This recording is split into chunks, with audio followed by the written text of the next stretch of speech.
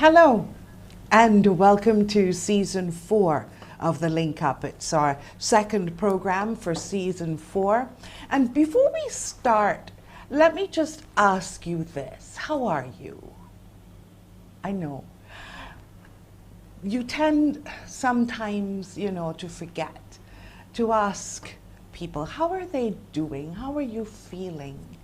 How did you wake up this morning? How did you find, this morning for you? Well, first of all, I'd like to apologize for our late start. We've got some technical hiccups happening, but we're keeping our fingers crossed that all works out for the better. So that's my side. What about your side?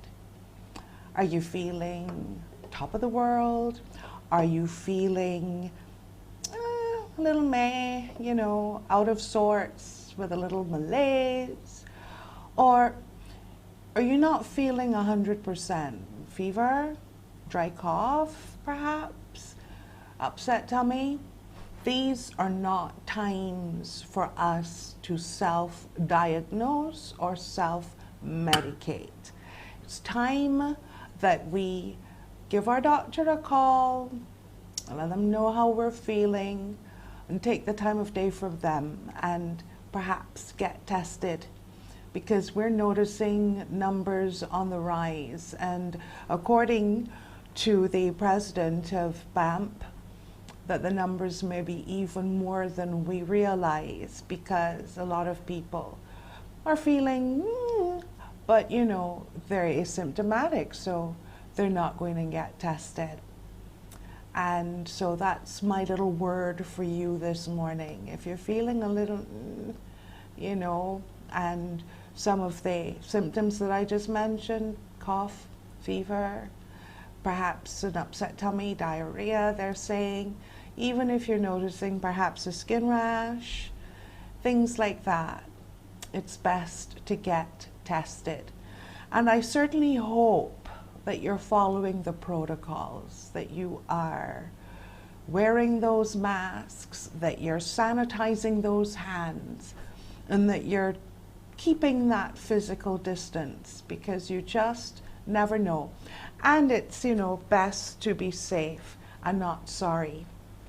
Today, we've got a lot to talk about on the Link Up. We're going to be linking up with the Honourable John King, Minister in the Prime Minister's Office with responsibility for culture. And we're going to be chatting about UNCTAD 15, which of course little old Barbados will be holding in the beginning of October. But many things are happening before that start of October 3rd, especially the digitization, and digital platform, that particular side of it, that's going to be, I think, the end of September. So there's lots to talk about, and yes, the state of our creative industry in the midst of a pandemic. And then some illnesses are getting, moved to the wayside because the focus is all on COVID. However, there are people who are experiencing trauma from other conditions. There's a condition called PCOS. It's polycystic ovary syndrome. And it's a condition that affects women. And it's a condition that can lead to infertility. There's also another condition, endometriosis. And I have a couple of friends who have endometriosis, and it's a very painful condition. And there's an association in Barbados, and they've just released a book, and we are going to chat with them about it. So we get an opportunity to chat with the marketing manager for DataLore Inc., Erica Hinkson, and public health professional Julia Mandeville. Julia actually is the co-founder of the association here in Barbados, and they're going to share their story with us. We'll also connect with Claire Worme, and Claire is from the Future Centre Trust, and they're all about sustainability, but it's how they're going about getting that message across, and it's how they are actually actioning the words that they share with all of us with something called Donation Nation. And it's an interesting idea, and certainly I'm looking forward to hearing all about it. It's like a thrift shop, but to the next level. And we'll tell you all about that. And then back to UNCTAD 15, again, interesting developments within UNCTAD for the creative industry and creatives within our country and around the world. Photography. There's a very special competition happening during UNCTAD, and one of the judges, veteran photographer Ronnie Carrington, a Barbadian, was asked to join the global judging panel. That's no mean feat, and we will find out from him just what that is all about right here on the Link Up. You know, I thought that I would share this with you. Okay, I have a bad habit. I'm trying to stop, but yes, and I think it came up in our show at some time, the fact that I still smoke. I know. But I'm sharing this with you. Yesterday, when I went into the car, I was saying, in here smells really strange, but I wasn't sure quite what it was. It wasn't an offensive odor, it was just not a normal odor. And then I noticed in my car seat there was a little black plastic doodad. I don't know what it was, still don't. And then I realized right in front of the gear shift, where you put everything, all your knickknacks and everything, I realized that my lighter, because of the heat in the car, had exploded. Yeah. While I was in here producing Face It and Fix It, when I got back out into the car, it's God's mercy the car hadn't caught fire. But please, if you learn anything from me today, that heat outside is brutal. So please, if you're like me and you have things like that, or you have liquids and so on, you know, please be very careful. Poof! It exploded. And I was to bring it so that you could see what it looked like, but I forgot. I do apologize. But bear that in mind, all right? And as I always like to tell you, when you're watching this show, hey, keep a notepad and pen next to you, because it's a learning exercise for all of us. So please stay safe, whatever you do, wherever you are within, you know, the sound of my voice and my image today. We're going to take a quick break. Remember, you can participate. Your comments and questions are welcome on CBC Barbados, on Facebook, and we certainly look forward to have you participate and let us know your thoughts and your feelings on what we're discussing, or just life in general. We're going to be back with the Honourable John King after the break.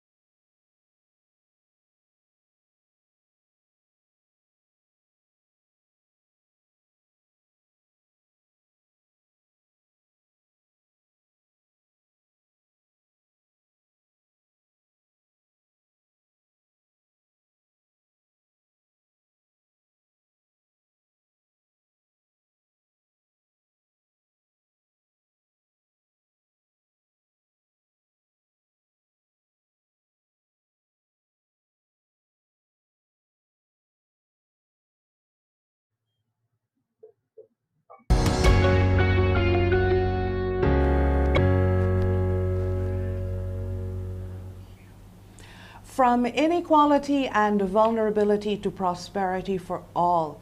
That is the theme for UNCTAD 15. And one of the industries which will be participating in the conference, very important industry for all of us, one which I certainly have spent many years within, and that is the creative industry. And we have with us this morning the Honourable John King, Minister in the Prime Minister's Office with responsibility for culture. Good morning, sir. Good morning, ma'am, and good morning, viewers.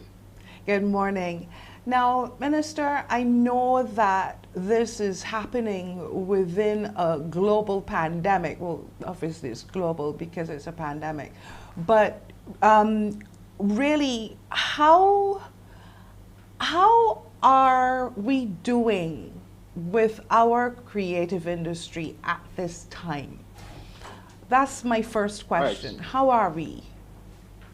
So from all the reports that we've been gathering, it's been extremely difficult.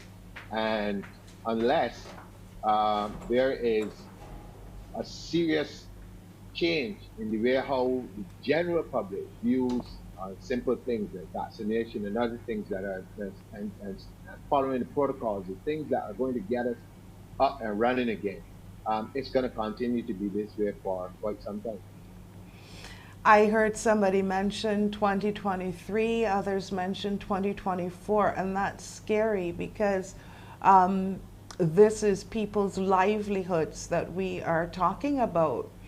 And they still have, you know, bills and so on, yep. which again, you know, brings to mind that it affects all of us on many levels and not only the creative industry. So if we're looking at UNCTAD and what it hopes to achieve, has it pivoted the swing to encompassing the pandemic at all when it comes to looking at moving the creative industry forward? Has it taken those challenges into account?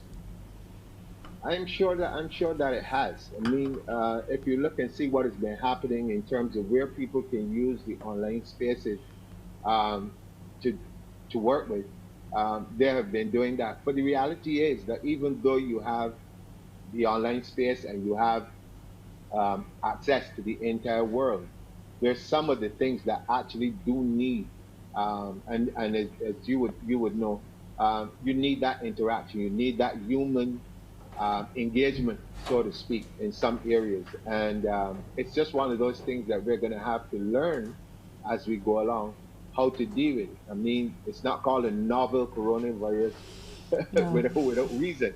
You know, there's a reason why they call it novel. It's something we've never seen before. And so therefore we're learning as we go along. And even though people might be under the gun, so to speak, right now and having a really hard time, I'm sure that as more information comes in and the technology, and that's where our creatives are the ones who are going to be in the forefront of trying to bridge this particular gap. When they come up with more technologies and more ways of getting your content to people across the world and people are willing to pay for it, then the whole thing becomes a lot easier. But at the moment, we're in the initial stages of it all, and we've just got to fight and do the very best that we can to get through.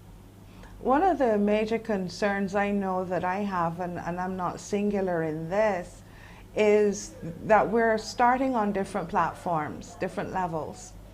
So you have the developed countries, and then you have the developing countries. And the developed countries already have access to a digital network that is second to none, an internet base which is second to none.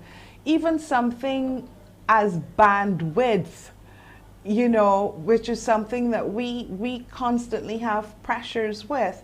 So how are we facing UNCTAD 15 and all of the discussions that will take place when we're starting on different levels? Well, I think this gives us the perfect opportunity to address all of those particular problems that we have at this particular point in time. And for small island developing states like ours, it becomes even more crucial if we're going to be engaging in, as you mentioned earlier, be engaging with the world in this particular space. And so I'm sure that the powers that be, once they hear this particular conversation, would know that that in itself is one of the major stumbling blocks or major problems that we need to rectify and do it as quickly as humanly possible. What it leaves now for the actual creatives themselves, the other person, I mean, that falls under the creative economy too, but then the other side of it is that the performers, the artists, the innovators, all of us have to now come together and start thinking in terms of how do we make use of what we currently have? How do we format it in a way that once we get those problems sorted out, that it becomes accessible to the rest of the world? Who is going to be our target market? Who's going to do the marketing for us?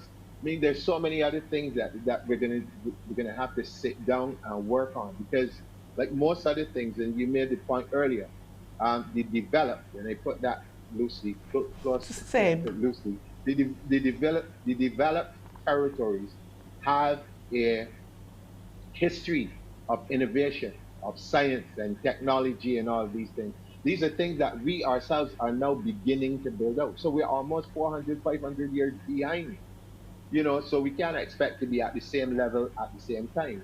But the things that we do have control over, in terms of uh, harnessing and developing those skills within our own society. I think now is the time to do that, and through education and through investment, these things will come to fruition.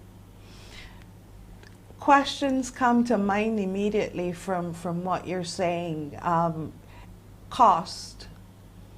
A lot of what we're talking about, the costs can sometimes be prohibitive.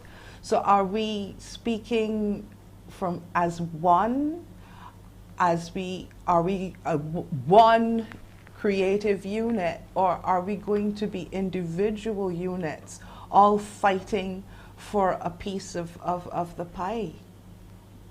I think we have to speak as one, and I think the days of of the solo trying to do it to have one up on the others needs to end, and it needs to end now. And maybe the pandemic is the perfect catalyst to get everybody to come onto the same page to realize that the creative industries, and not just the creative industries, but all industries across the board, need to come together in order that everyone can sustain themselves and work together.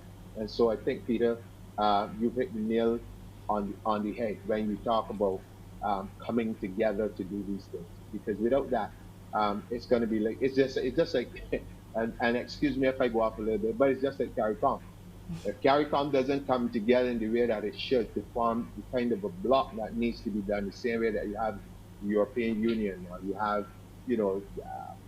10 tigers in Asia and all these other things, we're going to find ourselves in this same position. And I think the time has come where between leadership and also, and I say leadership in its broadest form, not just governments, but leadership within the industries and within the different sectors, and whether we really have the opportunity to sit down and to form some sort of strategy for how we go forward. And it must take into consideration, as I mentioned earlier, and I have to repeat this again because oftentimes these things get lost in the conversation.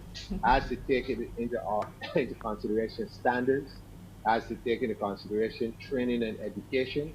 It also has to take into consideration financing, because if we break it down to its common lowest denominator. If you look at things that we marvel at, pardon the word marvel, or you look at things like Hollywood and all of these, without financing, they can't survive.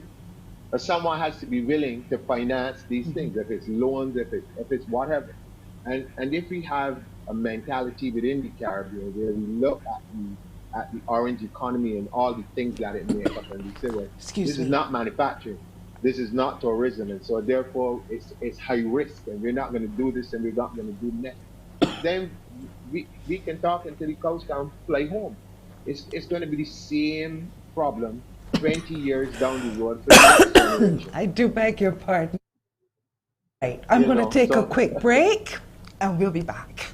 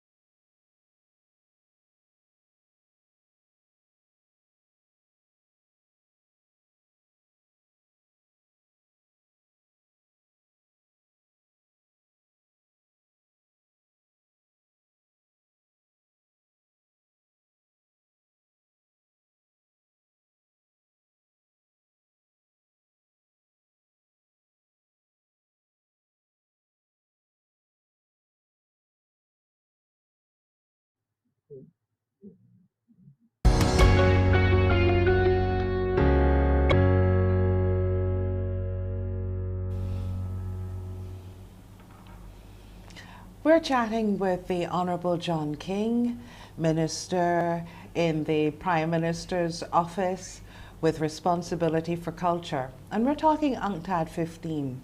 And we're talking specifically about our creative industry and its part and its role within UNCTAD. And one of the things that I'd like to share here is that the actual conference itself recognizes that it matters, and it matters right now. It says that the conference provides a dynamic, interactive platform to generate the solutions needed to tackle global challenges, bring together governments, the private sector, civil society, youth, and the key communities to design a future that is more resilient to shocks, sustainable, and ultimately more inclusive.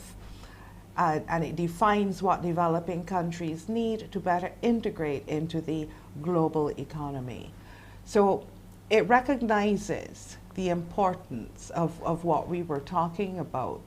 But what are we taking to the table, Minister? I know that there's supposed to be booths and so on, which people will be able to access online.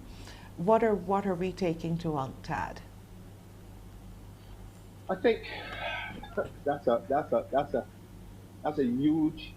It'll take a long time for me to give you all the things that we're taking, but let's just bring it down to a few things. We bring in um, a new perspective to the table in terms of how the rest of the world begins to understand the problems that we encounter in these areas, that understand the things that we are doing against all odds and being successful at it. And I guess it will also give them a greater sense of the urgency or a change in not only policies, but in change in the mentality also as to how you deal with small island states and those on the outside of the big players when it comes to these things. You know, one of the things that you will find will happen all the time is that our brightest and our best in terms of looking for opportunities to excel or even opportunities to just better themselves in any area at all will leave this part of the world and become citizens of some of those other developed places because of the opportunities, because of the policies, and because of the things that exist.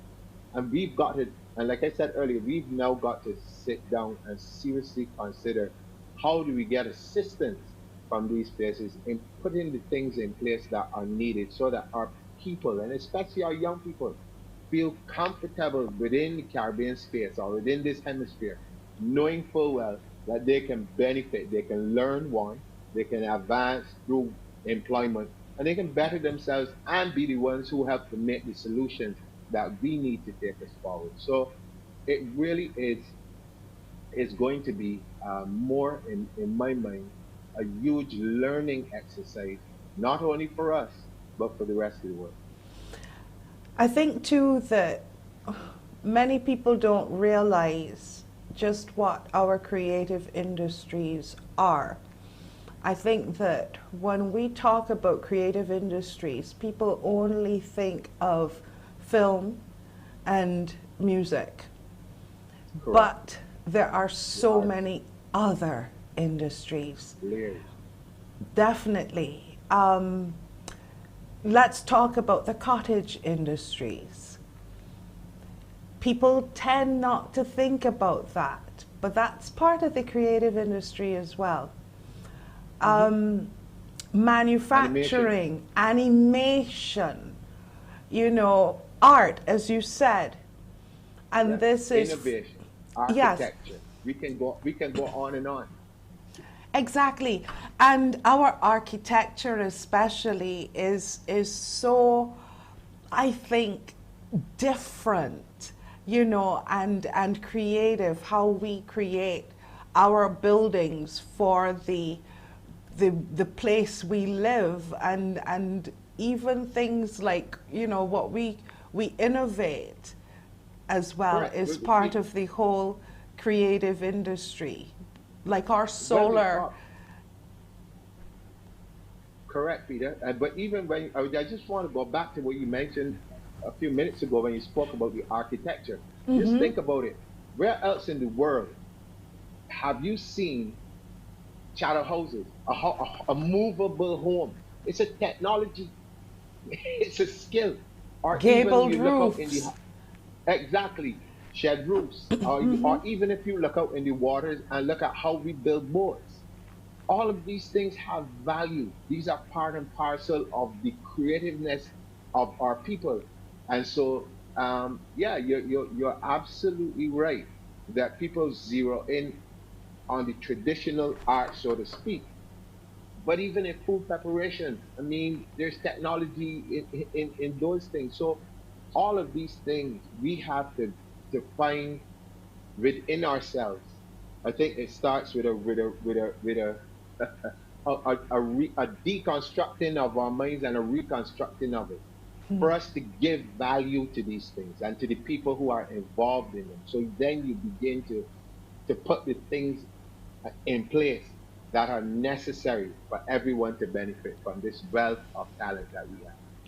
And to move, I think, towards a more entrepreneurial spirit and mind.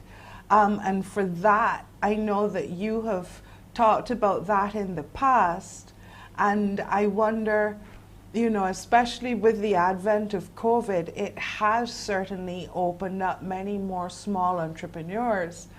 But, and this is something you were talking about, I remember for years, you know, that we've got to look at ourselves as entrepreneurs and work for ourselves. So I'd like, without me seeing what I've heard you say, speak to that entrepreneurial spirit and where it falls now within UNCTAD 15.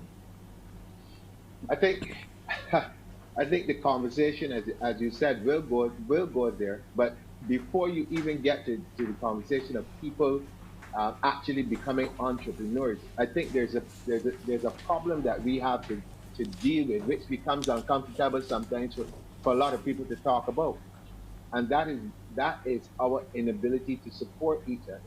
That is for the general public, general you and I, just to support the efforts of the entrepreneurs, because you can develop, you can give people all the entrepreneurial skill, all the support that they need financially to bring the products and services to fruition. get them at the highest level.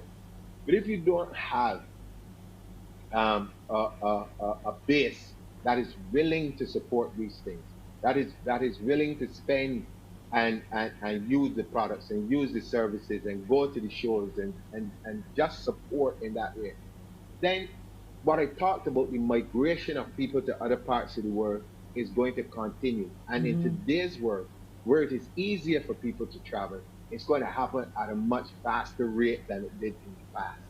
And so you have to find a way to balance the two things. The same way that you're bringing along the entrepreneur, you also have to bring along the buying public, or the persons who will support it at the same time. Because one of the things that has bothered me for a very, very long time, long before coming into this position, and it still bothers me at this point in time, is that you can listen to the radio calling programs, you can listen to people on the streets talking, you can see the WhatsApp things going around, where we still seem to have a mindset that once something is developed outside of Barbados or outside of the region of it, that it has a particular value and a stamp of approval. But then when you look at the things that we produce home, people can find the time and it's not relegated to just as people say, the average man in the street. I mean, you listen to some of the reviews from people, you look at various things. It is a continuous, you know, um, critique, but never one that is followed by solutions. So it's a blind critique on everything. It's not good enough. It's not like what you see in Las Vegas, or oh, this cup that this person produced is not as good as I saw on thing. And I have to say, it bothers me because we never get to see where those people who have become the world icons, we never see the story of how they started or where they Exactly. started. We Yes. see the end product, and then we want our own people to actually be at the end product without having to go through the journey of development to get to where, the rest of the world can appreciate it. But it starts with, as the song said once, home drums on beat first, and then you move from there. You know, with what you said, it sparked a memory because I remember hearing Barbadians talk about how the radio stations don't play Bajan music and all of that. And they didn't recognize that some of the music that they were hearing, the rap, the Yeah. rock, was Barbadian. And it was only until I remember 94.7 came on board, being completely local, that people were saying, wait, that's a Bajan that was singing that? Yes. And it sounded really international and, a Grammy award winning type music, but it was always there, Yeah. and it's just that they never recognized that that was a local person. So yeah, I know what you mean in terms of not valuing what is our own. But I also look at the fact that yes, you have the entrepreneur, but you also, and us creative people, when it comes, it's like a business side is another lobe of the brain. Yes. So you Yeah.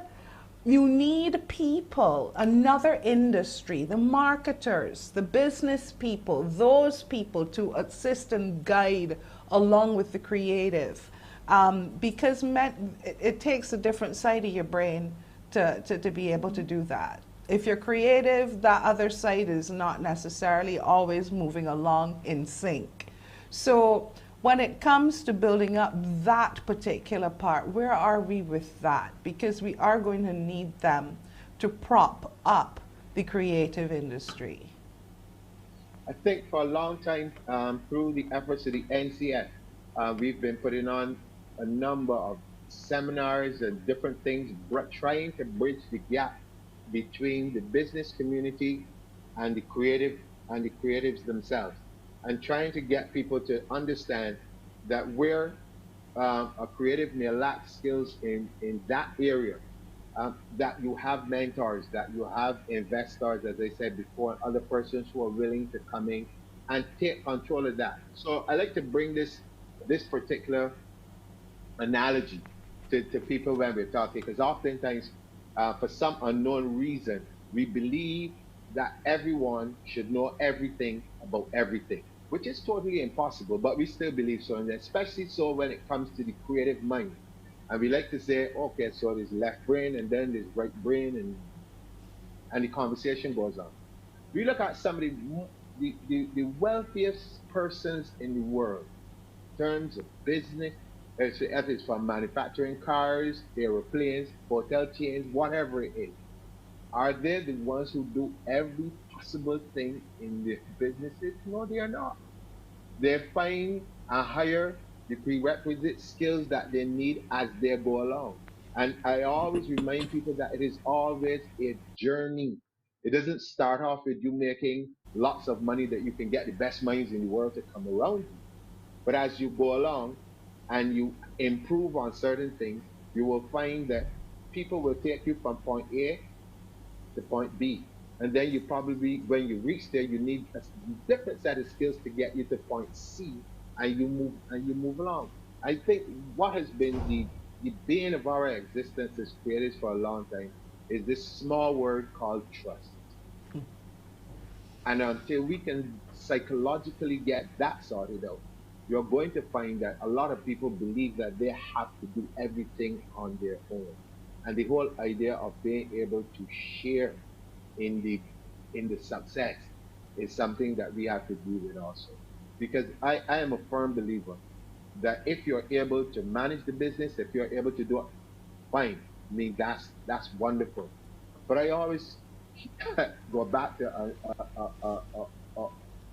a old thing that my grandparents and thing would talk about.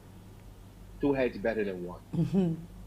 you know, It's true. you know, and it is real. It is real. And so if you give the creative person the opportunity to just create and not have to worry about, okay, I gotta go and fill out these forms in the bank. I gotta go and deal with all of these things. I gotta come home and do the books. I then gotta call somebody overseas and try to negotiate a deal. If you can separate those things, and then the different people with the different skills and acumen for these different things get on board, you'll begin to see success in a complete different way. And it'll be shared success. I And think that's the why word it's called an shared, industry, because of all that's of right. the people that come together and The merge. different moving parts. Exactly. Yeah. So it gets started, I think the digital platform sites get started the end of September, just before the opening. Am I right? Yes, you're correct. Okay. So Barbadians can keep watching CBC TV8. We will keep them up to date. And Minister, you have a invitation that anytime you want to share and there's something that you want us definitely, the public to be aware of and to be involved with, you can always Okay. find a home right here. Well, thank you so very much. And I also like to just say this one thing before I go, especially for parents out there whose children are showing a love for the creative arts or the creative industries or whatever. I want to encourage you um, not to try to stifle them or not to use these phrases like I've heard a number of young people I've spoken to have sat in front of me and talk about their parents telling them about having pipe dreams or that they're a dreamer and they need to think in a different way. I think we need to stop that and we need to be supportive of these efforts. And if you don't understand a lot about it, the internet is full of information, all sorts of information, and sometimes we can use it for more than the negative things that are there. That's true. We can use it and educate ourselves about a lot of the things that are going on, and especially what young people in different parts of the world are doing with the support of their parents, with the support of the societies within which they live. Thank you so much. And please stay safe. Thank you, and you be safe too. I will. Thank you, sir. Chatting with the Honourable John King, Minister in the Prime Minister's Office with responsibility for culture and the creative economy, and definitely looking forward to UNCTAD 15 and all that we will be able to get out of it, and certainly looking forward to positive things for our creative industry. When we come back, we get an opportunity to chat with Erica Hinkson and Julia Mandeville as we take a look at two conditions which I think that many people might not be aware of, or there might be some of you who might be going through them right now. And we're certainly going to get some information on how best you can certainly move forward through these challenges, and talking about PCOS, polycystic ovary syndrome, and endometriosis. We're going to find out about that when we come back.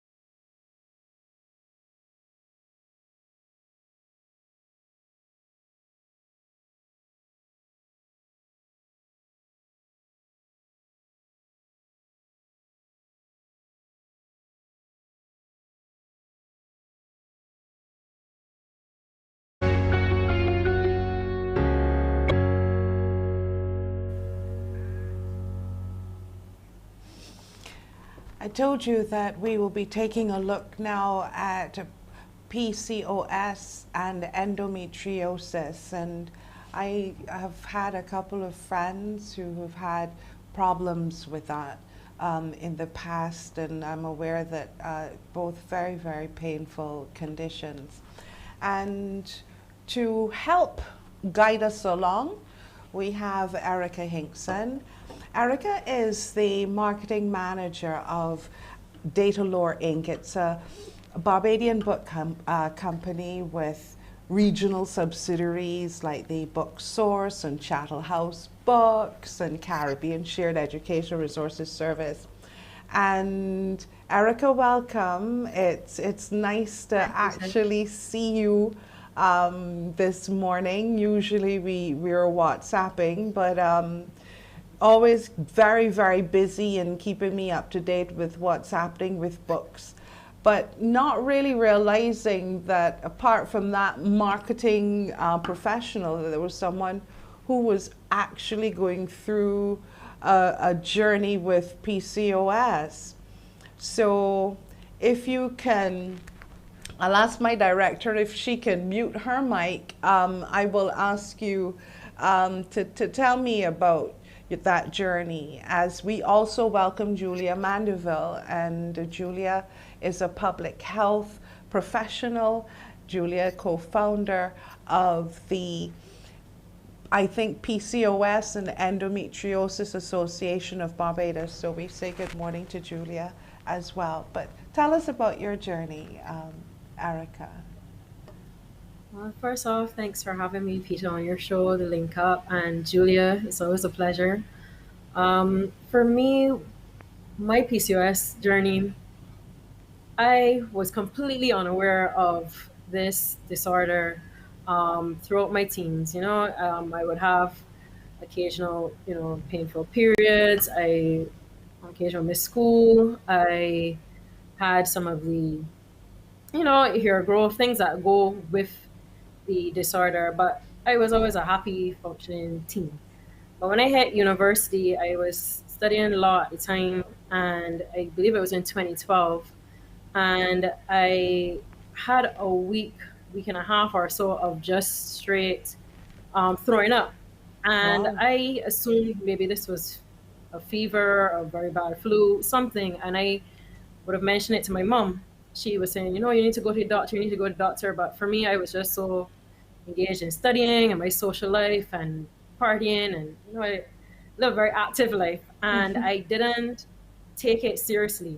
And my mom finally put her foot down, took me to, at the time, Brigade Medical Center that was open. They emergency pumped me, taking out some poisonous liquid out of the body, and then they would have advised me after that, when I was resting, recovering, and the days later, that I had a cyst that ruptured, Wow. and that could have been life threatening. And I should have come a lot sooner. This was leading, it's going to soon lead to internal bleeding. And from there, my life changed. Honestly, I had a wake up call, and I tried to set my life in order in ways with exercise and diet, and to really look out for these signs of PCOS. That I was a bit more educated on it. All right. So, what are those signs, Julia? You can jump in whenever, if you want to. But what are those signs that Eric is speaking about? Sure. Thank you, Peta. So some of the signs that are typically associated with PCOS are things like hirsutism, which is what we would call male pattern hair growth. So you may see women presenting with beards, presenting with deeper set hair on their arms or their legs. You also have something known as acanthosis nigricans, which is a darkening in the folds of the skin. Um, Additionally, if you go to the doctor and they do blood tests, you might have elevated levels of insulin as well as androgen hormones, such as testosterone. There's a plethora of signs and symptoms that persons with PCOS may experience. And it's important to know that no two persons with PCOS may experience the same symptoms. And it's important to go to the doctor to have that diagnosis, because PCOS is a diagnosis of exclusion. So the doctor would have a particular criteria known as the Rotterdam criteria that they would utilize to detect whether or not a person has two of three of those signs and symptoms I just mentioned. In addition, there's also the missed periods that a lot of persons with PCOS may have missed or irregular periods. So Right. it may vary from person to person. So, am I right in that?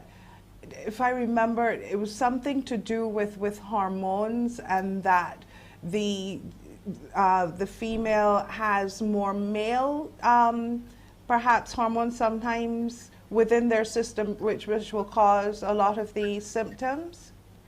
Exactly. So Wow. PCOS is an endocrine disorder. A lot of Right. persons, because of them getting diagnosed when they go to OBGYN because of concerns with fertility, think it's a reproductive disorder, but it's more of an endocrine disorder with reproductive outcomes. So you're right. There's a possibility to have elevated levels of androgen hormones or male-associated Yeah. hormones. Right. And in terms of endometriosis now, um, it was something that seemed to just appear all of a sudden, but I'm sure that women were suffering from it for centuries. But it was only then given a name, I think, within the last, I don't know, like in the 90s or something like that. I remember, hearing about it. What exactly is endometriosis? So with endometriosis is um, this is called a gynecological disorder with inflammatory outcomes. And with endometriosis, what happens is cells that are similar to those that are found in a woman's uterus are found outside of the uterus. And so they can be found in any area. They have been found in all systems. So you can have those cell deposits on the bladder, you can have them on the lungs, but for a lot of cases, they are found on or around the reproductive system. So on the uterus, on the ovaries, and it's very, very painful because these cells are responding to estrogen levels in the body, like the cells within the uterus. And so when a woman is menstruating and having her period, and those cells within the uterus are leaving the body through the period, the other cells are responding to the estrogen, but because there is no way for them to es- escape, for lack of a better term, they may cause pain in those areas. And what tends to happen in a lot of cases is you can have cells and organs actually sticking together because the cells continue to grow in those areas. So it's a very painful condition, and that's what I was diagnosed with in 2014. Wow. And how did you discover that that was what you had, if you don't mind me asking? No, I have no problem with the ask. I think it's important to share our story. So I had always had excruciatingly painful periods from the very first time I started menstruating. So between 10 and 11, it was always horribly painful. And I was told that that was normal and that it would get better as time progressed. It did not. It just constantly got worse with every single period. And then finally, similar to Erica's story, I was experiencing some pain. And it turned out I also had ruptured cysts. Wow. And then, because of the history of the painful periods and the ruptured cysts, the doctor kind of suspected that I had endometriosis. But unlike PCOS, which can be diagnosed with external tests and blood tests, and um, doctors taking into account your menstrual history and physical appearance, with endometriosis, the only way to confirm that you have it is with a surgery. And so I had a surgery called a laparoscopy surgery or laparoscopic surgery, and there they saw that I had endometriosis all over my uterus, and particularly like on my right side. So it was eye opening because that was the very first time I heard of the term when the doctor said, "I think you have endometriosis." Okay. It reminds me of my childhood in the hot water bottle. That was their answer for everything. Lying down with the hot water bottle, trying to get rid of that pain, but never hearing about this. So we're going to find out then what happened after that, after they realized, they were diagnosed, Erica with PCOS and Julia with endometriosis, and then the treatment and how do they live with these disorders. So we're going to find out that when we come back.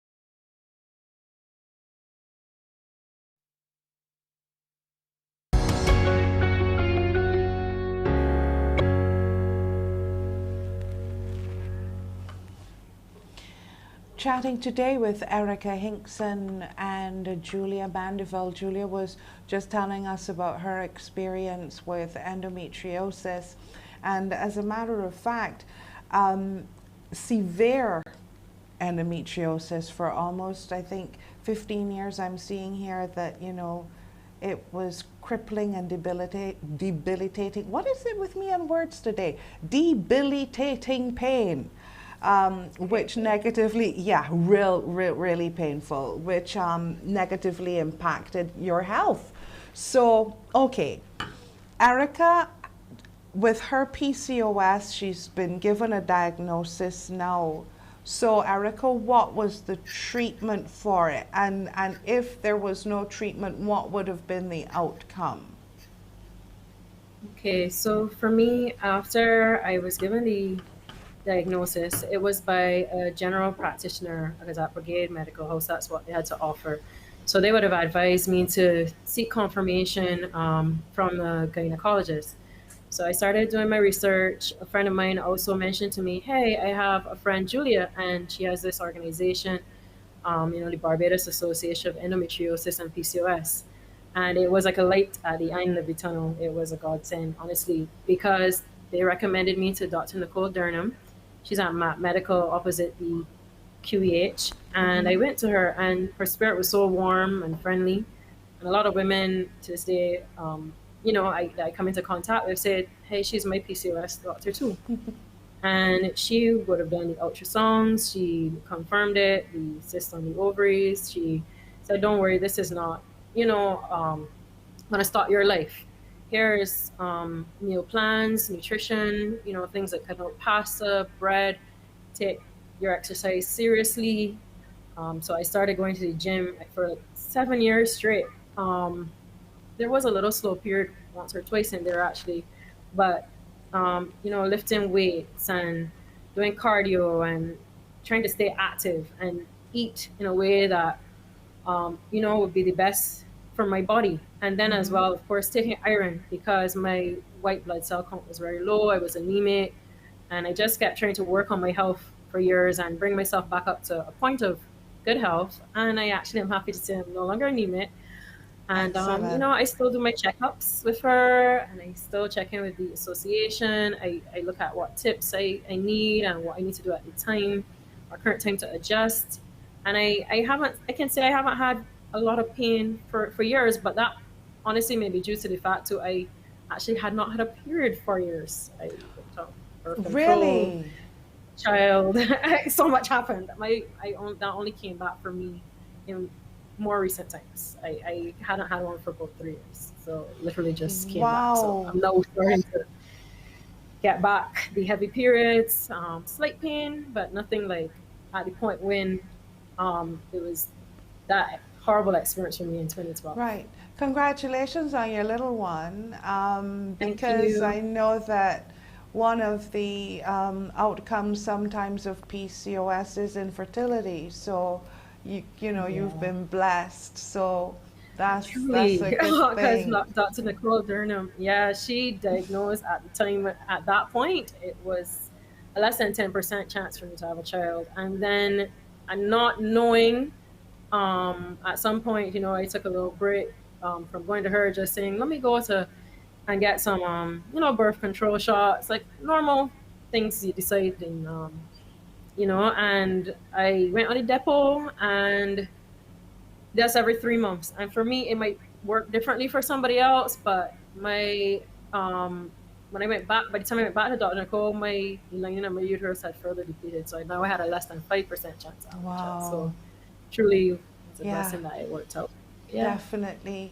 So Julia, when you received your diagnosis, what happened then? How did your life change? With Erica, it was diet and exercise. Was it the same for you? I assume surgery was part of it. Okay, so whilst there are similarities with the conditions as it pertains to pain and heavy bleeding, etc., sometimes the treatment methodology will differ, and it will also differ even if you have the same diagnosis, depending on, you know, your biology and the outcomes that you're seeking. So for me, right afterwards, I was told I needed to go on this medication that basically put my body into premature menopause, and that worked for some time. I did not have the painful periods after surgery. However, I did actually go through premature menopause at 25 years old. It was not fun. And then I only did that particular treatment for about 6 months. And then after that, there was a lot of trial and error, a lot of engaging with the healthcare practitioners to see what works for the pain, because my main issue was the debilitating pain. Whilst I do understand that fertility is a major issue as it pertains to endometriosis, at that point in time, I was not seeking to have children. And so I just wanted to be able to manage my pain as best I could. So lots of trial and error until I'm on this medication I'm on at this point in time. And it's a Dianogus medication. And what it does is it really specifically treats the endometriosis and helps with pain management. And so that is what I am doing for myself at this time, but it varies from person to person. And it's just important to note you have to have that conversation with your medical practitioners to find out what works best for you. You find yourself within this particular life of balancing, you know, pain and being unwell, and you know, it's a monthly something that we women, you know, have to go through. So what then propelled you to form an association? I was frustrated. A lot of the answers that I was seeking, I wasn't really finding locally. Additionally, out of my frustration, I started to write and blog, and a lot of persons reached out saying, I actually have endo, I actually have PCOS, I have patients that have these conditions and they feel so alone, and I'm sending them to your blog to show them that other people are experiencing this too and you're not alone. And so with that, I recognized with my feeling alone, I'm not the only person that was feeling alone. And so I thought it would be ideal to put some action behind what I was hearing. I had also just started my master's in public health, and I thought this is exactly why I wanted to get into public health, to help support communities that need that support.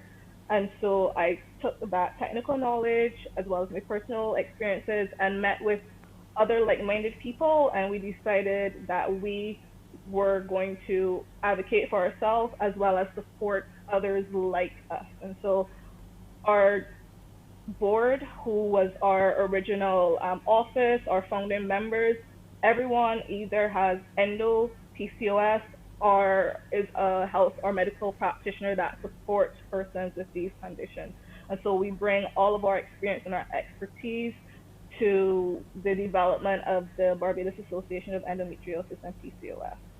I understand that you're pursuing your doctorate right now? Yes, please. Excellent. And your doctorate is in what? So it will be a PhD in public health with a concentration in social and behavioral health. And within that, I am seeking to further this work where I'm going to be looking at women's health and these specific conditions and the impact that they have on women, particularly Black women, Caribbean women, and hopefully be a part of finding solutions to a lot of the problems that we're facing at this point in time.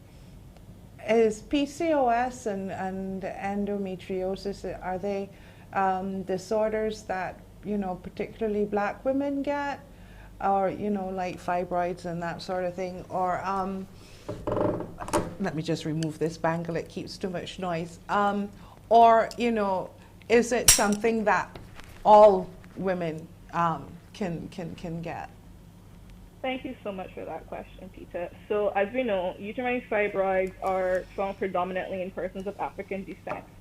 With endometriosis and PCOS, the information is still very sparse. So, historically, endometriosis was originally described as a career woman's disease, and Interesting. predominantly it was found in Caucasian women who were, working and then weren't able to have children. And so then the doctor said it's because you delayed having children, and that is what caused the endometriosis. Now we know that that is not the case. Endometriosis is found in children. The youngest case that has been reported is 7. And so that myth has been dispelled. But unfortunately, because of a lot of barriers, particularly like the financial barrier where endometriosis is diagnosed using surgery, that confirmatory surgery, which can be costly, we're not entirely sure of how it impacts persons of all ethnicities as it pertains to the prevalence in the different ethnic groups. However, we do know it impacts persons of all ethnic backgrounds, and also the same with PCOS. So we are now, because there's more awareness, there is a bigger and a greater global push to really find out who is impacted and how they are impacted, because everyone is going to be impacted differently because of their background or their specific situation. Okay, so Erica, talk to us about the book, and then we'll ask Julia to tell us about her blog so that we can all get our hands on the information, especially if we know of someone or if we ourselves are going through what we heard today. So Erica, tell us about the book. Okay, so the book is called Invisible, Not Imaginary. I am so sorry I didn't, when you're preparing and everything, I forgot to bring it in the room with me, but I mean, we can always share it on the pages. I read it from cover to cover within like a couple hours. I loved it because it was more so from the perspective of stories of Caribbean women, true stories. So I know the association got women to come together and, under anonymous names, write their story. And some I related to, some I was absolutely, that pulled my heartstrings, but I was touched by it. And I was invited to the launch. This was actually back in 2018. So it's not quite a new book, but it's, it's relaunched, and every year around this time, we make sure we push the book. And Julia would have asked if I was interested in distributing it. I said, of course, it's near and dear to my heart. Booksource will distribute it, and we will donate all the proceeds to the association. All proceeds go to raising funds for women who need help with the treatment, who may not be able to afford it, research as well on the conditions, because it's not just PCOS and endometriosis. They do research in fibroids. I saw some other reproductive and endocrine disorders mentioned in stories in the book, and the funds that they raise for those treatments as well. To set up the fundraisers, like last year, I helped out with Rotary, helped with raising funds. We went to the supermarkets and collected donations. And so the book is a great way to receive information from a personal perspective, and also help the organization to help other women and support them on their journeys with these disorders. Excellent. So the book source is one place where we can get access to that book, everyone. And Julia, please tell us about your blog. Where can we find you online? So the blog has actually evolved. We actually have a website. So our website is www.endoandpcosbb.com. That's A-N-D or ampersand? Yes, please. A-N-D? A-N-D. Okay. PCOS, and PCOS. BB.com. BB.com. Yes, .com. Yes. And so my role so after the blog evolved into our webpage, I am now more focused on community outreach and research, as Erica would have mentioned. And so we actually launched our very first published paper July of this year, sorry. And what happened is we found the impact of these conditions within a cohort of about 200 women in Barbados, and they were very telling. And so the goal is to use that as foundational research and build on that. And so my co-investigators on that were Dr. Damien Best, who is a gynecologist based in Barbados, and Dr. Sandra Waterman, who is also a public health researcher who's based in the US but has a special interest in women's health. And she's also of Caribbean descent. So the goal is to just, as Erica said, keep supporting persons financially, but also to build on this much needed research so that we can have that evidence to push the change that is needed. Excellent. Thank you, ladies. Thank you for sharing your personal journey with us. I can only imagine that it's not been easy, but there are certainly good outcomes. And we're looking forward to having you join us again. Definitely link up with the doctors that you mentioned so that we can get the information out there. And I certainly hope that you both continue to stay safe and stay well.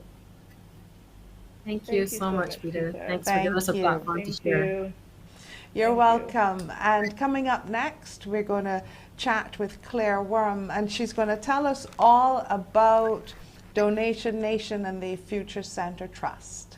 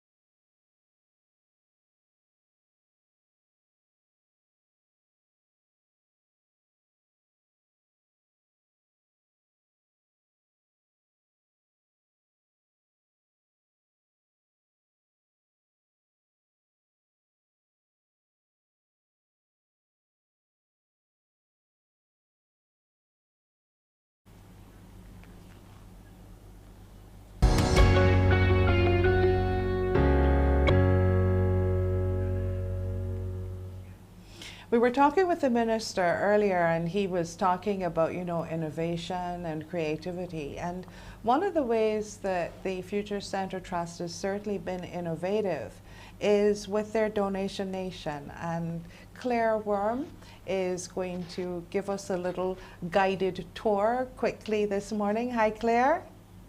Hello. It's good to see you. Thank you so much for having us. I know that you've got to get away soon. So tell us about Donation Nation as you give us our tour, Claire. Okay, well, here's the signage for those who want to find us. We're just up the road from Lester Vaughan. And you look for the red door. Here we are, we shop here. And we are a charity shop. And this is our entrance. Everything you see in here has been donated by somebody. Wow. And when they donated, everything has been donated. And when the person donates at our other door, which is the blue door, they give us the name of a charity. We support 18 local charities. And here's our little, you can see it. It's also all on our Facebook and Instagram page. And you give us the name of your charity. We price it, we barcode everything, and you will see on your label, can you see this? You'll see the name of the charity that it was donated towards. Right. And then when we sell it, a third of the proceeds go to a charity of choice. We disperse twice a year, end of May and end of every 6 months, so that'll be May and November. And yeah, we dispersed up to $14,000 this May, and we only opened last October. Wow. And we were shut for 2.5 months. So we dispersed 14,000. These are children's. We have toys, we have books, we have stationery, we have housewares, we have crutches, we have arts and craft, we have jigsaw puzzles, we have helmets, tennis rackets, we have, as you can see, we have anything that anybody wants to donate. Lovely. Housewares. Yeah. Lovely. And then, hold on, more room. This is our home furnishings. We have furniture, we have curtains, we have luggage, lamps. Yeah. And upstairs is our boutique where we do men's, women's, and children's clothing. Okay. All right, so Claire is giving us a tour of Donation Nation, and one of the things that I like, you say reduce, repair, recycle, repurpose, reclaim. I love that. Yep. Love that. So therefore, if we have anything that we would like to donate, we get in contact with you, we donate our articles, whatever they are, and then we tell you the charity that we would like the money shared with? That's correct. That's correct. A lot of people just say whatever needs. So we kind of we disperse it between whoever has not had as many donations as the next person. This is the model that we are working with. It might change after we do it for a year, in that everything just comes in and we share it evenly between the charities. But this is obviously a work in progress because we've never done this before, and we're just trying to see to be the most efficient because we have a lot of things coming in donations. Yes. And we just want to see how it works best so everybody gets their fair share. Yeah, and we take anything other than children and husbands. Anything under a roof other than children and husbands. We'll take the wives. I love it. The wives. I love it. I love it. So, Yeah. all of the gently used stuff, clothing, and that sort of thing, you take as well. You know what? When in doubt, bring it to us. If we can't sell it, we pass it on to another charity that can. Okay, and do you then, what kind of condition do you want us to have them, like, you know, pre-washed and ironed and that sort of thing? Not necessarily ironed, but washed would be nice. Because if not, we have to either pay somebody to clean them in our kitchen area, so that's cost associated, or I take them home and I launder them if I think they're worthwhile. Right. But yeah, clean is always nice. The shoes, and how, everything. What's the interest been like, Claire? Have people, you know, been participating? It's you know, the young people understand thrifting. They love it. Because they find all this vintage stuff, and in a lot of cases the clothes are much better quality than what we're buying now. They also find things that they've never seen before, and also creatives come in here and they buy things to put together.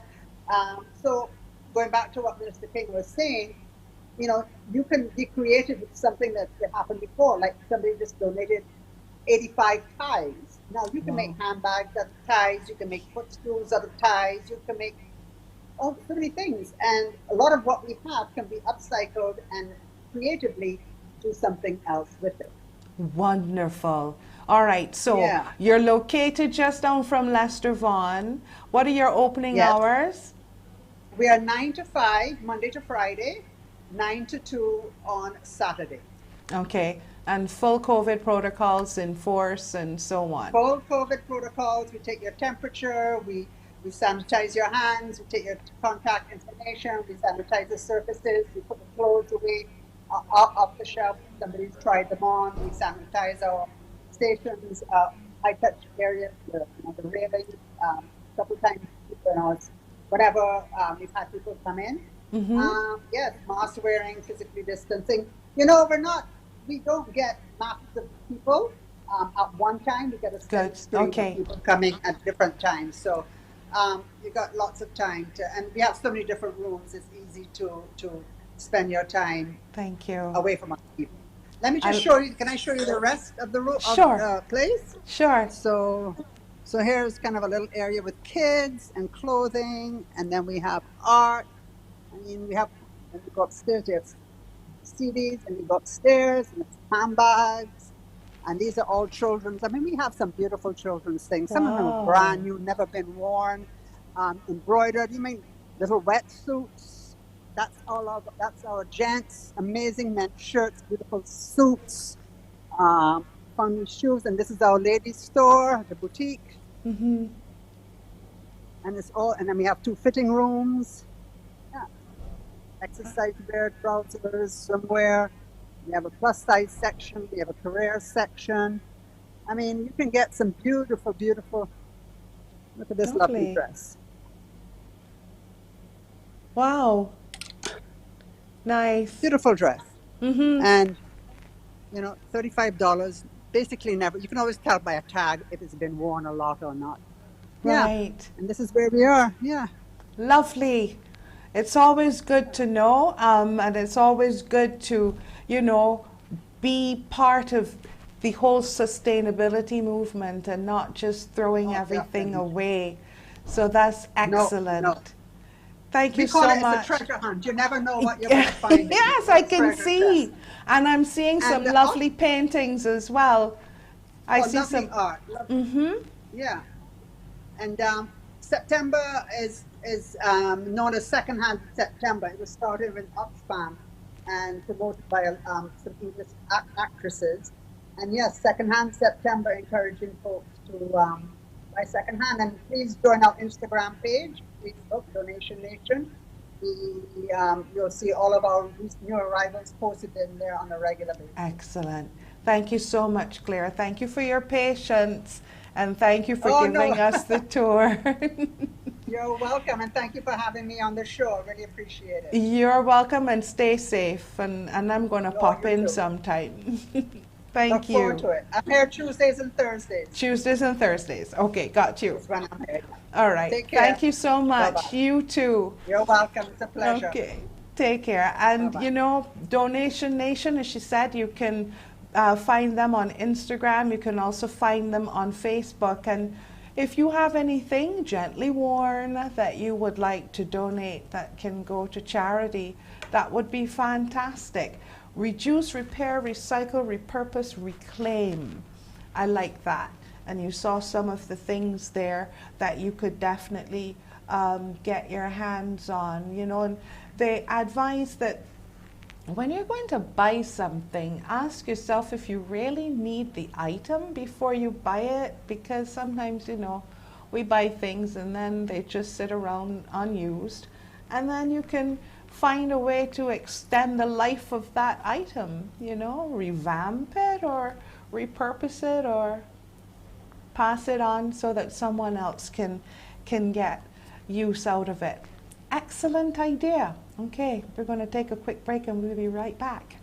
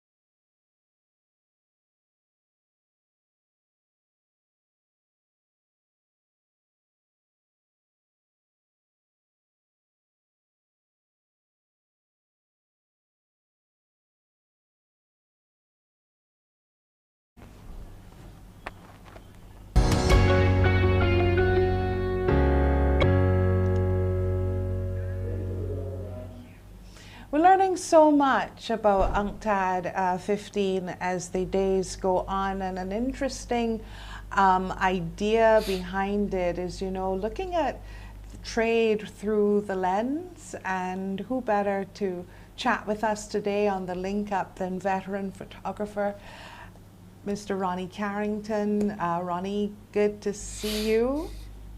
Nice Same to here, have Peta. you with us. All's Thank you. well? All's well so far, yes. Excellent. So I've been reading up, and I noticed that a call was made for photos to be judged during UNCTAD. What's that all about? Well, as you know, the UN is focused on global issues, and UNCTAD specifically trade. And so this exhibition is to do with the power of trade to change lives. And what better way to communicate that than through photographs from all over the world? And so I was fortunate, honored to be asked to be one of a panel of judges drawn from around the world to select the pictures that best depict some of the themes. The themes range from women in trade, the digital era of trade, and so on. And so we had about over 100 odd entries, 200 or so odd entries. They were whittled down, and the judges then deliberated, and we chose about 20, which will be displayed on the website. So The UNCTAD website. Yeah, what have you been seeing? What were the entries like? Yeah, most of the entries came from the lesser developed countries of the world. Sadly, the Caribbean didn't have many entries. I think the lesser developed countries, the struggle for people to make a living is more evident there. And people are more resourceful, perhaps, than even we are in the Caribbean. I think we are a little bit spoiled here, even though there are pockets of, where people need a lot of help. The point is, in many of the other countries in the world, people really struggle to make a living, and they have to be more resourceful, as you would. So we noticed a lot of images of people really digging into the depths of their being to find ways to make a living, and these photographs capture that. There's an example actually of two chaps on a small boat holding up a large rug, and the shot was taken from perhaps a larger boat looking down, and these guys were selling this rug, but they had obviously rowed out to where the boat was anchored, and they were holding this huge rug up. So think images like that, really make an impact. But to the uninitiated, what would seeing a photo like that mean to you as a veteran? When you look at that, what story does it tell? I mean, me looking at it, I'll see something. I'll just see two men in a boat with a rug. But what are you seeing when you see that? Well, we are going on the criteria we were given to judge by, and so we are looking for specifics. We are looking for pictures that demonstrate the impact of trade and the lengths to which people go to make a living. And so it's not only technical quality, but it's the context. It's the fact that many of these pictures actually, in fact, most of them I would say were not shot for the exhibition. These are pictures that were taken outside of the exhibition. So as people go about their daily lives, they are moved to capture aspects of human endeavor. And so these pictures are like a window to the human efforts to make a living. So we are looking for that side of it as well, not just the technical quality. Right. So these are not only professionals; they're everyday people as well. So these are not professionals. Most not of these at pictures all. were taken by amateurs, actually. Yeah. Wow. But of course, amateurs really there's no space between professionals and amateurs, except that amateurs are not accustomed to working under pressure. Professionals have to deliver a result in a given time and a given space. Amateurs tend to have all the time in the world. They saunter around, take pictures, spend a lot of time perfecting it. Professionals have to get it regardless. So that perhaps is the big difference between amateurs and pros. Yeah. Right. I find photography fascinating. I think you have to be born with an eye, though, because I always get a fingernail in my photos, so I'm the worst person when it comes to that. But then I look at what some people can do with a phone, and it's amazing the technology that is out there now. Sure. Well, you know, a phone is a tool. A camera is a tool, really. It's just a means to capture an image. So I don't even differentiate really between phones and cameras, only from the point of view of You perhaps the don't? flexibility. No, I use my iPhone for a lot of shots. So I have thousands of shots on my iPhone because the thing about that is that the phone is with you all the time. And a lot of the most dramatic images are captured on the spur of the moment. They're True. not planned. So you have the phone, something happens and you shoot it. But I think that, like everything else, this discipline has rules. Every discipline has rules. And before you can break the rules, you have to learn the rules. So photography is a language, you know, and with any language, you have to learn how to speak it. Otherwise, you're not going to communicate effectively. So if you learn the rules of communication in terms of images, then you are better able to create images that speak to people. Yeah, well, I know like in television, we have the rules of thirds. So you Right. know where your most powerful image and so on will be. And it's just like Right. for me on stage as well, you know that, you know, center stage or downstage center, your powerful points, you know. So Sure. we also operate like that. So I understand what you mean about basics, but you threw me there for a bit because I remember that they were all of these like, I don't want to say arguments, but discussions about, you know, the photographer, the one with the film and the one that develops, and as opposed to these digital cameras and blah, blah, blah. I remember that it was this big discussion. So that's why I went, really? But Yeah. Yeah. go ahead, go I ahead. think people, I know. I think people miss the point. You know, it's not the instrument. Although they say a workman is only as good as the tools he or she uses, but if you see the devices as merely devices to capture the image, if you do not recognize what makes a good image, if you do not understand how light works, if you do not understand composition, perspective, all these things add up to Yes. help you add value to the image that that tool captures. So you have to understand all the nuances in order to, you know, come up with a really top class image, a really striking Right. image. But it can What? be taught. I mean, yes, some people have a natural sense of balance. They're born with a Mhm. natural sense of balance, but you can, you know, you can teach that. I've been successful in teaching people photography in May, and they went on to win prizes at NIFCA in November. So it can be taught. Seriously? Okay. Oh yeah, yeah. Okay. So when you look at these images now, because I'm sure that many of them are emotive, you know, that because Hmm. you're asking people to capture where they are in a moment, and you're saying many are from, you know, developing areas, what sort of emotions are you getting coming through from the images? Um, Human endeavor, the lengths that people go to make a living. You Right. know, there was a shot of a lady who was dragging behind her like a fish pot, a small fish pot. She was on I guess it would be the banks of a river that had receded, so the water seemed very shallow. But she was dragging this pot behind her. She was wearing an outfit that it was blue. It was early morning, the sun was behind her, and it resonated with the fabric she was wearing, so it kind of glistened, and Wow. it was almost silhouetted, but it was very poignant. You know, this woman had just come from the reefs with her pot with fish or whatever in it, you know, and that made you wonder if she's going to be feeding children, if she has a large family, if somebody at home who is ill, whatever. You know, there's a whole lot of questions that each picture evokes. Really, I think that's what it is. The questions that surround these images, And all the the story that, backstories that are yes, there. you Yeah, wonder, does she and I do think we that need to every do. You day? know, I think we spend a lot of time here doing pictures of each other socially and so on, but I think people need to pause sometimes and recognize that everything they photograph will be a part of history going forward.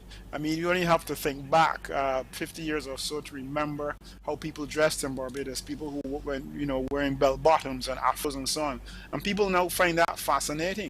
Now, Yes. unless somebody captured that, we wouldn't be able to discuss it.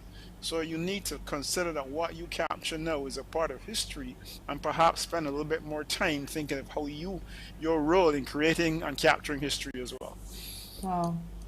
I think we only like try to capture what is going on, like, you know, around us or whatever, and we don't really stop and think that this is an image that's frozen in time. So Yeah, it will yeah. have a lot of meaning decades down the road. And You you know, will, very often the images are right in front of your nose. You know, I mm-hmm, remember being on Broad Street one day, and there was a chap sitting on a shop step, I guess you could call it. He wasn't begging, but he looked like he might be in a status to be begging. But mm-hmm. behind him was a huge poster of a Cartier watch. So here is this luxury item in the background. Wow. This chap sitting, looking kind of forlorn, and people passing, not even glancing at him. And that's right here in Barbados. Now that picture you could take as you were sauntering through Broad Street, but you have to be conscious, you have to be aware, you have to see relationships between elements in your frame, you know. So these images are all around us, but we are perhaps too distracted with our own lives and our own reality to sort of Mm-hmm. stop and say, you know, that guy who was liming under the bus shelter every day, what's his story, you know, and perhaps a Yeah. conversation with him. And that's the other thing. I think people don't Barbadians perhaps are not as outgoing as some of our island counterparts. We don't necessarily want to go up to people and ask questions and engage them in conversation, but that goes a long way in understanding how people, how the system works and how we work, you know, and Mm-hmm. also creating, capturing history and moments in time that are valuable ultimately.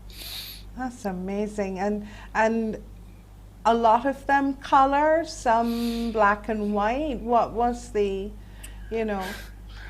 Well, you know, I consider color to be the skin over the frame. Black and white is the state of the art. Black and white photography allows you to get to grip with the essence of what the subject is all about. And black and white photography needs a certain lighting condition Ah, to really bring it alive. And so there are many color pictures that will not make good black and white pictures because the lighting was too flat. Yeah. right. Um, so I think when you have a powerful black and white, will knock a color image out anytime, you know. You are known for your black and white images, actually. Um, Yep.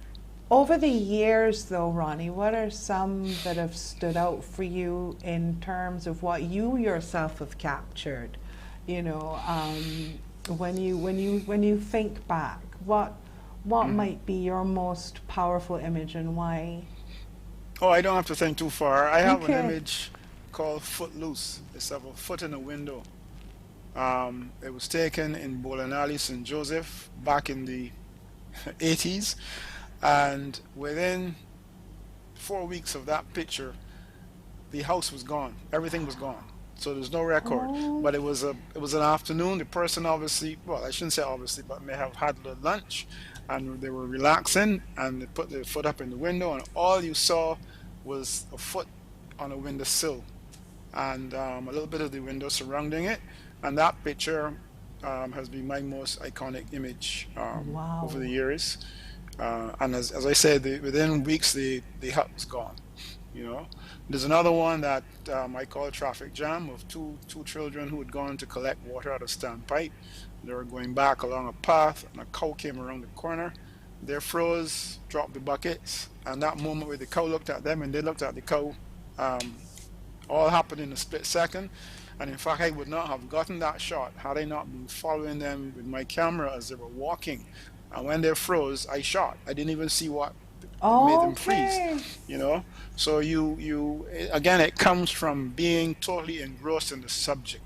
You know, you have to be able to get into what you're doing in a way that you see all the detail, every nuance, you know, body language, and so on. Yeah, so those were two memorable shots. I mean, I have quite a few that I could call, but Any now is not the any time, that perhaps. you're sorry that you didn't get an opportunity to capture? Oh yeah, yeah, and I'm waiting for when they can implant a chip behind my eye so I can blink and get a photograph. There are too many shots that I've seen, and I think, oh my goodness, had I been here a few minutes earlier, or had I had my camera today, or whatever, I've missed, you know. Yeah. Because my passion is for human endeavor. My images speak to human endeavor of all sorts, and so whenever people are out and about and doing stuff, that is where I'm focused. Well, then this competition is perfect for you then. You know, your particular eye and your particular feelings about it. What was it like working with some of the other judges? Do you all get an opportunity to confab? It was interesting. We did it all virtually. We came together for a final meeting, I think it was last week. So we then discussed pictures that were sort of controversial, you know, because this, for argument's sake, there were two pictures of children involved in trade, and the question was whether they should be allowed because the children were below the age that should be working, if you will. Yes. So that was the kind of discussion that we had. But what was instructive for me was that even though we judged separately, the top 13 or so that I chose were among the top 13 the other judges chose as well. So there was not a lot of disparity. What there may have been disparity in is the weight of the rating. You know, I might have rated one of mine or two a bit higher or lower, but the fact that it was chosen, generally speaking, I was happy that we were, you know, it was all in harmony, so to speak. So when will we get an opportunity to see the winner, the 20, and then they will come down to what, a top 3? No, they're going to be displayed on the website. So from, I think the 28th of this month is when it will be launched to the public. So in another 4 days, so you'll be able to see them. And they're you know, UNCTAD is BNL here, so there was talk of making some prints and having them on display at point of here in Barbados, but I'm not sure where they are with that, you know. But certainly what I would suggest to people to go onto the UNCTAD website and from the 28th and look for these photographs. What kind of stories do you think people will be telling with their cameras in this pandemic, Ronnie?